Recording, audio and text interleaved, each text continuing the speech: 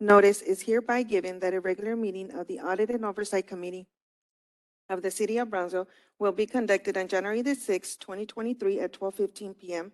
at the City Commission Chambers located on the second floor, City Hall Federal Building, located at 1001 East Elizabeth Street, Brownsville, Texas. Members of the public who submitted a public comment form will be permitted to offer public comments as provided by the agenda and as permitted by the presiding officer during the meeting. A recording of the meeting will be made and will be available to the public in accordance with the Open Meetings Act. It is 12:18. You may call the meeting to order. I hereby call this meeting to order. Next item is executive session. Item A, closed session pursuant to Texas Government Code, Section 551.071, consultation with attorney regarding 9.8 Capital and Greater Brownsville Incentives Corporation. And just before you guys make your motion, the reason we put it up front was I was supposed to leave to go to municipal court, but I don't have to do that any longer. And I see that there are people here, so if you guys want to take it out of order, that's totally up to you. I just wanted to give you a heads up. Sure. For the people in the crowd, are you guys here for anything in particular? Okay. Good. Yeah, we can go proceed with the regular meeting. Motion to move to executive session. Oh, the regular Yeah, meeting, my we'll go bad. on to item 4.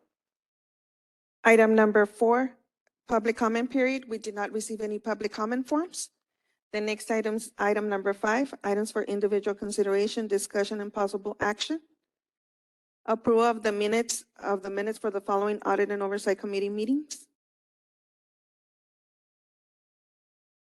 Sure. I just have a quick comment on the minutes. I know there was a big backlog.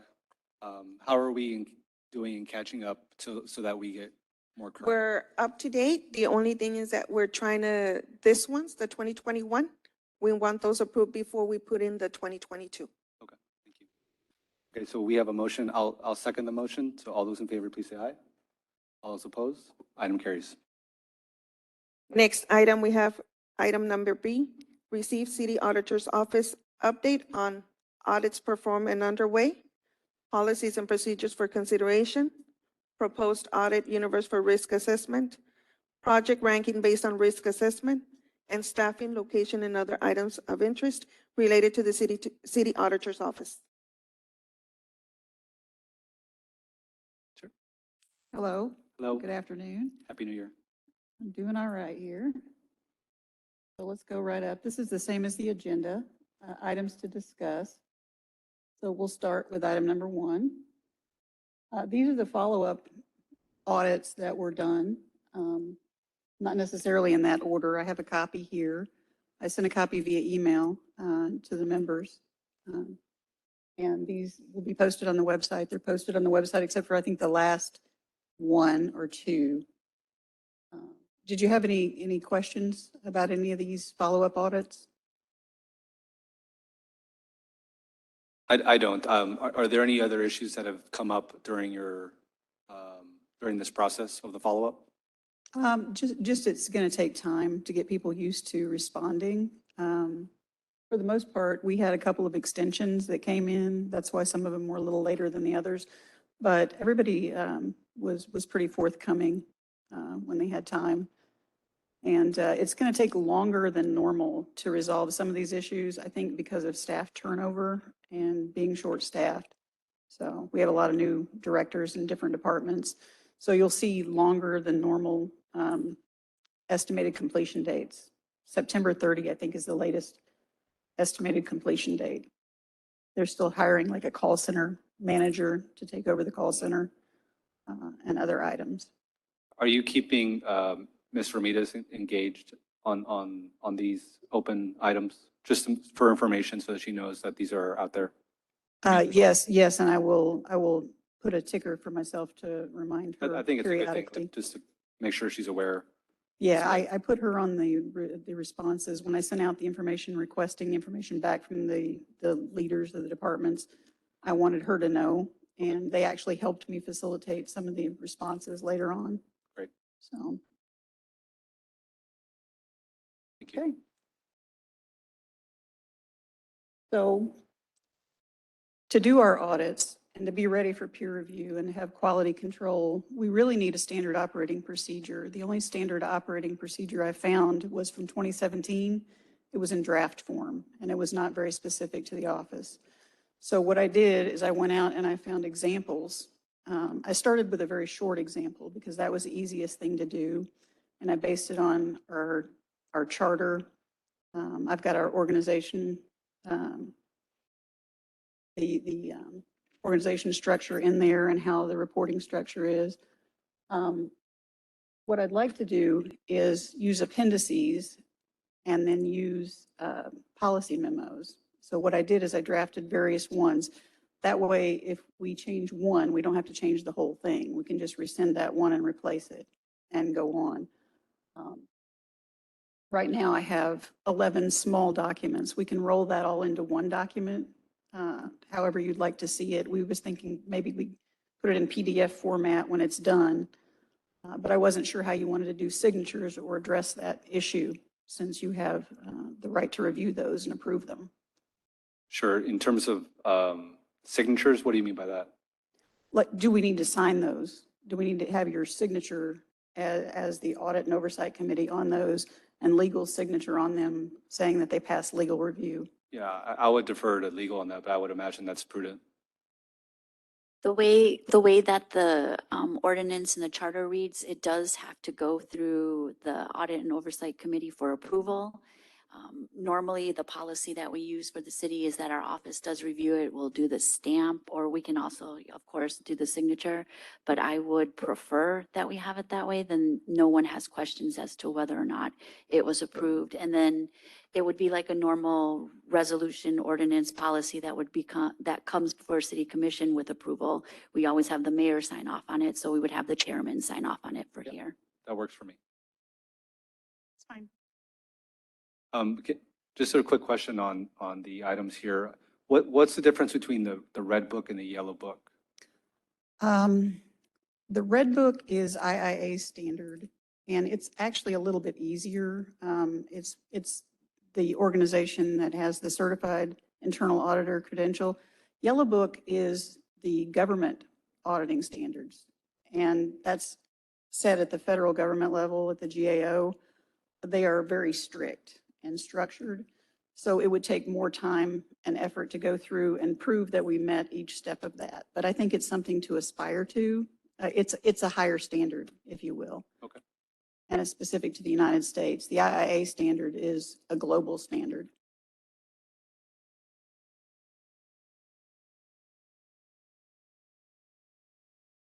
So I sent those already. I sent copies to everyone for review. So you can let me know how you want to proceed on those. If there's something that needs to be changed or updated, just let me know. Is that item on the agenda for approval today, or is that something that will be approved at the next meeting? That's up to you. I need them approved so that we can start operating, so that we can start the audits. So. I think the way the agenda was worded, I'll defer to legal if that's something that we can actually vote on today. I would say no, because it says you're receiving the city auditor's office update on. It doesn't say for consideration and action. Oh, wait, yes, it does up at the top. So you're good. Items for individual consideration, discussion, and possible action, and then it's listed underneath. So you'd be fine to vote on this today if you'd like. Sure. I'll entertain a motion on item B1. I so moved. Wait, I'm sorry. Item B2. B2, I'm sorry. B2. Yeah. So moved. All right, I'll second that. All those in favor, please say aye. Aye. Aye. All those opposed? Item it's passed. Motion carries. Thank you. Thank you. So moving on, one of the things we needed to do is we have to do risk-based auditing according to the IIA standards. So I've got a proposed audit universe for the risk assessment that we set up, and we kind of modeled it on the city of El Paso. I found a great document, their policy and procedure manual, and I included it in the email yesterday. That again is something to aspire to. They are extremely detailed. They actually put all the standards right in their policy and procedure manual, and down to the dress code, everything's in there. And plan to like look at their templates, but I took the questions, they had like 9 questions, and those will be what we use to grade and score the risk on, starting with budget. If you want to look at that document, there's an Excel spreadsheet that was attached to the email. Also, Carlos has a copy of it if you need me to bring it up. But what it includes is the questions that are here for management. You know, how much does management have to do with the actual day-to-day job? Are they very involved? Well, that's lower risk than if they're not involved and they have a contractor. So each one of these questions, the budget risk is a great deal of money. You know, we need to set a cutoff. Like, what are we going to consider a great deal of money? Over how much? Over $1 million? Over 2 million? The more money, the more risk. Strategic risk. Are you able to meet your goals and objectives? You know, what stands in your way? This is going to be management's input on this. This is going to help me rank this. Reputation risk. If something goes wrong, how big a problem is that going to be? And is it going to make it more difficult for you to actually get your job done? Compliance risk. How likely are you to follow all the rules and regulations? Some areas are more regulated than others, like the airport has a lot of federal regulations. How about legal claims? How many legal claims have you had? If you've had a lot of legal claims, that's higher risk than if you didn't. How decentralized is it? Like, for instance, right now, I'm kind of decentralized because there are 2 of us and we're in 2 different locations. Good news is coming later on that. How long has it been since you were last audited? And how about change in management? If there's been a lot of turnover, of course, that's going to make it riskier for continuity of operations. Then we're going to total it, and then we're going to weight each one of those by the percentages that you see next to the number there. So other information that I was thinking that we need to collect just in general for the continuity of operations in the business of the city is, where are these areas located? When I go to audit them, I need to know where they're at. Where am I going to find them? What are the applicable guidelines? Down to desktop job aids. Again, management is going to have to step forward and help fill this out and tell us what's applicable to you. Do you have a desktop job aid? Do you have a standard operating procedure? What controls are in place? What IT systems are they using? Like the ERP system is currently Logos. That may not be supported in the future. So what are we going to go to? We use Time Clock Plus for filling out our time. Every system that they use, I'd like to have it documented and in this document and available on the intranet. Also, the approved and staff and full-time staff and part-time staff is actually in the approved budget already. So I pulled those numbers out and put them in the spreadsheet. If I go to audit, or once a year, let's have management go in and put in, how many people do you actually have? So you can see right there in one document if there are shortages in an area. Other items to consider would be that each area should do a self-assessment. They should look at their own practices and see if they're meeting the guidelines at least once a year, and then document that so that you can see and the taxpayers can see that they've done that.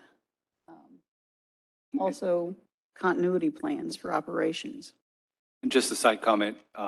Yes. I was reading an article in the Wall Street Journal this week on Southwest Airlines on their systems crashed, and there's an opinion that falls on the audit committee of Southwest Airlines, of the board of directors, right, of ensuring that there's oversight on making sure key systems are being kept up and there's contingency plans and that's just,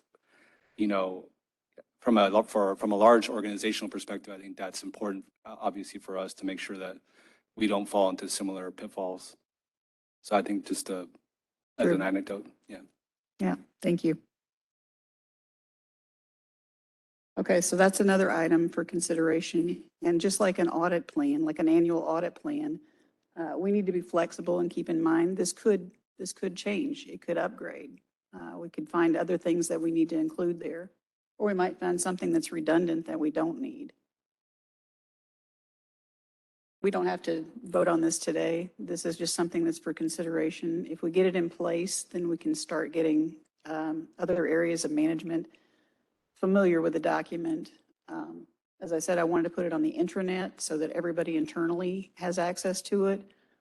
We could decide then what you want to have public facing or forward facing.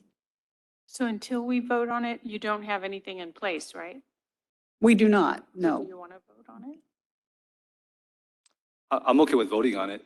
Okay, Yeah, so, and we can amend it as necessary. always If amend it. that's, So I make a motion to accept 3C. or B3. I thought it was, Oh, on the slide, it On the says slide. 3C. okay, So 3B3. B3. Okay, so I'll second that as well. All those in favor, please say aye. Aye. All those opposed? Ayes have it, motion carries. Thank you. thank you. I had 3 slides for C, that's 3. It's okay. I was like, no, I know I ABC. saw 3C. Okay. So now we've come to the risk ranking of the regular audit. Since we didn't have a risk assessment in place, I used the former auditor's annual audit plan to create ours. I wanted to go to management and ask them to help us rank the risk. So I gave them like a 20-question document and a little write-up on how that works. That's also in that master risk assessment, because I want to use these when we go into the individual programs, and I want to have them give me their feedback, and then we will do our own when we start the audit, after we've done some research and planning. So this is ranking of the projects that we had in the audit plan. Some of them, you're going to see more here than in the annual audit plan because they actually broke them out into component pieces for some of them. Police department, for instance, said property and evidence was part of the forfeiture plan. They'd actually split it out before. I didn't see that like in the previous audit, that they split it into 2 pieces. That's the riskier area. They had the highest score when it came to ranking the risk, and that's based on the detective who filled out the document for us. So that means we should probably look at that program first, or within the first, I'd say, 3 audits anyway. The next would be Parks and Recs, a specific program that had to do with the youth programs. And that was actually requested by management, by the city manager's office. Human resources ranked high at a 45 using our weighting score. After that, we have the medium ones, which would be grants, procurement. We have a separate grant there at number 6. And then the assets, seizures and forfeitures was medium, and so was emergency management systems. Some of the others were lower. Travel expenses is low. They're actually revamping that right now. And I'm going to have a copy of the new documents to look at and go through, and I've been invited to their meeting to take a look at that and see. And I told them, basically, as long as you meet the AICPA standards, so the external auditor doesn't ding you when they come in, I'm good with streamlining the process, because it is pretty cumbersome right now. Because we're actually allocated the funds up front for the year, and then I think it was still in the old guidelines that it was supposed to go before the commission every time anybody traveled. Yeah. So then we have GBIC and BCIC. We have yet to scope those down. They ranked themselves low. BPUB rate setting was low. Airport, which is highly regulated by the federal government, I guess they've passed their audit, so they considered it low risk. Same with city transfer and the PD firearms inventory. Unfortunately, they didn't understand what we were asking for, so that's still in process. I touched base with them again yesterday, and I think I'm actually going to have to go talk to them in person about this. My understanding that the previous auditor started that, or Yes. started that audit. Yes. And there were already like 2 recommendations, one on SOPs and something else on the asset management system. So, but it was, I think the data was from maybe 2 years ago. So I was thinking that's a little bit old. I don't want to go back and use that old data. And I also don't want to look at a 7-year period. I don't think looking at that big a period is going to help anybody, because things have changed stuff 7 years ago is not really going to be that impactful to what's going on now in the procedures. So I want to look at, this year, maybe the prior year, if that's okay with you. So with GBIC and BCA, those are self-rankings, or is that a ranking by? These are self-rankings. These are not my rankings. Okay, I understand. We'll do our rankings when we go in, but what it does is it helps us see if they think it's high risk, it's probably high risk. Right. Just because they think it's low risk doesn't mean it's necessarily low I agree with risk. Okay, moving on. That was part of our accomplishments, what we've got done so far. Danny's not with us today because she's traveling back from a training in Houston. She went to an auditor training, said she found it very enlightening. I think she's going to do well in the job. So we had Fraud Awareness Week. Thank you for the proclamation. That was very helpful. And thanks to the ACFE chapter for mentioning it to us as a possibility. We sent out a little newsletter. Daniela, she made up the newsletter after the first day. We had trouble because we didn't have access to City Hall to send the email. So HR sent the email for us. But we had a really nice newsletter. We haven't had a whole lot of reports. I don't know if that's good or bad. I've had some weird phone calls. But we also obtained P cards. So auditing the P card process is interesting. So we're finding out more about that. So that this way, other departments don't have to order our supplies for us. We were having Jackie from finance stand in and use her P card for us. And also we can use that for travel. So when we go to trainings, we're still working on hiring the deputy city auditor. We changed that from just an assistant city auditor to deputy because there was no steps in the department. And plus, for continuity of operations, if something were to happen to me, such as winning the lottery, as Ms. Elizabeth Cruz said, we would have somebody that would hopefully be able to stand in and step up if needed. And then I'd say within a year and a half, Daniela will probably be certified, and she'll probably be ready to move up if somebody in the middle moved out. We are going to obtain space on the intranet for our documents, the intranet inside, so that we can put that collaborative risk assessment there, and also the historical findings where I'm keeping track of those open items and when we close them. So everybody can see what's out there, what's open, who needs to be responding. If they have any doubt at all, they can just go to the document. We're still working towards peer review. That's going to take a little while. Speaking to the chief audit executive in El Paso, he's the one that suggested just stay with Red Book for now. You can model, you can use any of our templates, and that's great because he has very detailed templates, and I do plan to use those. And the best news is that hopefully we'll be co-located by the end of this month at the central library or the main branch of the library. JP and the call center are moving out of there. He's going to move to be with the engineers. So he's going to be co-located with his people. And we will move there temporarily until the office on Washington Street opens up. So that's our good news for the month. That is good. So. I just have a comment on the fraud awareness. I know there was internal communication on that, but how much external communication was there done for the community? Yeah, we didn't get that piece in place, unfortunately. It came up on us really quickly. We had talked with communications and marketing about doing something with it, and I think maybe they were hiring a new director at the time, so we didn't get that done, unfortunately. Yeah, I think that's an opportunity. I was having a conversation with someone at a coffee shop this morning, and they're like, "Yeah, I'm aware of a potential issue." And I was like, "Well, you need to tell someone about it. Yeah. If you don't know if I don't know about it, or if you don't know about it, we can't do anything about it." So there needs to be, I think, a better outreach to the community, saying, "Hey, if you see anything, hear anything, just here's how you communicate with us." Yes. And so I just because a lot of people don't know.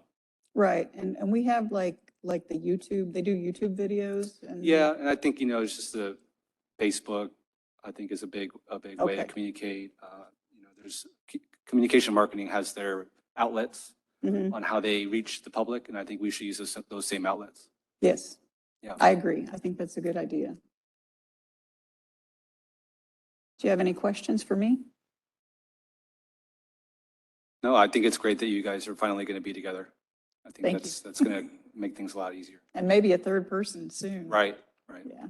Are there any other pieces that were not in place, which wouldn't surprise me, that you really need to be in place so that we can help you push those forward? In regard In to, regards to your policies and the things that you went over, is there anything else in the wings that we really need to put into paper? well, I don't know. I'm going to look at different types of software in the future. I need to look at it a step at a time. And I think that was a big piece right there, just getting something down that says, this is what we're going to follow.